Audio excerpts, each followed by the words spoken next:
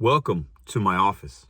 Have you been considering doing DoorDash, but you're not sure if you really should? Is it good? Is it bad? And you don't know what it's about and what you should know and what you shouldn't know? This video will be for you. Hope you enjoy. Keep watching. My name is Pedro, DoorDash Santiago.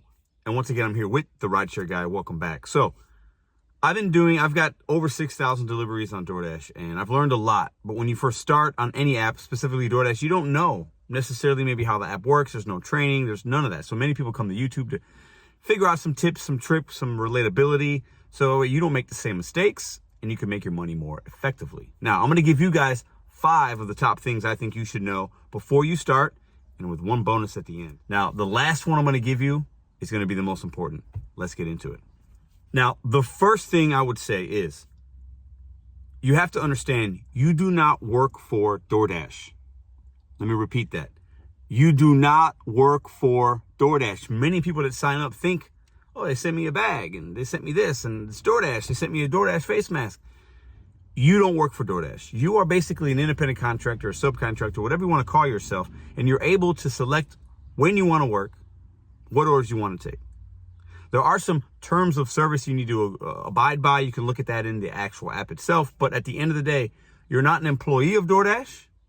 That's a very, very big, important thing to know before you start. Number 2, you have to learn your market, because any tips and tricks you might get from YouTube, somebody that you might know, if they're in a different market, each market can be very different, whether it's urban, rural, whether you have to drive far, you have to drive quick, you're on a bike, you're in a car. There's so many different things. Maybe you have a lot of chain restaurants. Maybe your market has a lot of small, locally owned restaurants. The way you interact with those places could be different. The wait times could be different. You have to go out, turn the app on, and learn your market and make it your own. Very important. The third thing you need to know before you start driving for DoorDash, you're not getting taxed. So you just had a great week. You made $1,000, or maybe you made $500, whatever it is for you that you consider great. That would be personal for you. You're going to get that, and none of that's going to be taxed. You need to put away and set aside money for your own taxes, whether you're paying them quarterly or you're paying them at the end of the year. DoorDash is not going to take taxes out. Also, you need to put money aside for car repairs, maintenance, things like that. So if something unexpected happens, you're ready without having to take time off of work. Because if you take time off, there is no financial assistance. There's no PTO, nothing like that with DoorDash. You're not paying taxes. You need to set money aside for that and your savings. Super important if you want to do this for a while. Another tip, you must have a daily, weekly, or monthly goal. Have a monetary goal in mind that you want to build towards. So that way, when you have the good days, the bad days, you have a goal in mind of money that you need to make, and it makes the frustrations a little bit easier to deal with if you're working towards something. I do not recommend just turning the app on and whatever happens, happens. You got to have a goal in mind in the gig economy. Number 5, and then the bonus one coming up. You don't have to take any order that is bad. Look at these orders here.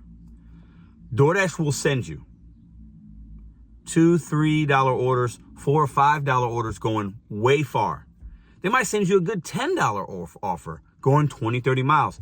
You're going to see a lot of different range of orders on the app. Some really good ones, some really great ones.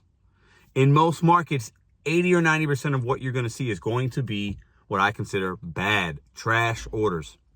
You don't have to take them. Acceptance rate does not matter. Now, some people will tell you, well, I need to be a top dasher because I can't get on. I can't dash now. I need to be able to be a top dasher so I can dash now, so I don't have to schedule. You have to find out if in your market that is true or not. Only you can determine that. In my experience, acceptance rate, the lower, the better.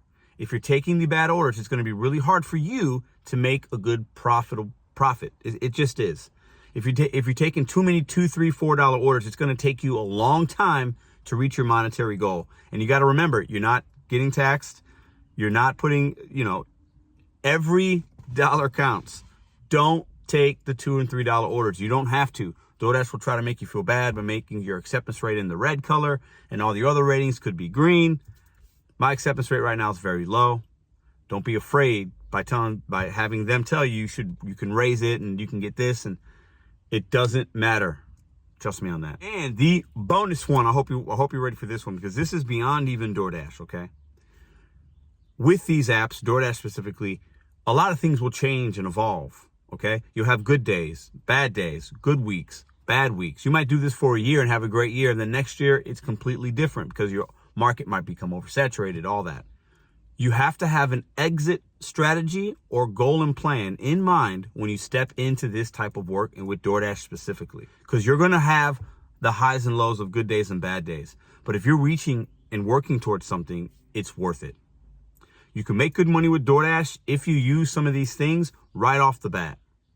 Otherwise, if you go in blindly, taking bad orders, not having a miles to money ratio, not having a goal in mind, not adapting, not learning your market, it could be a struggle, and you might be reluctant to continue to work the app. Those are my 5 plus the bonus one, so that makes 6.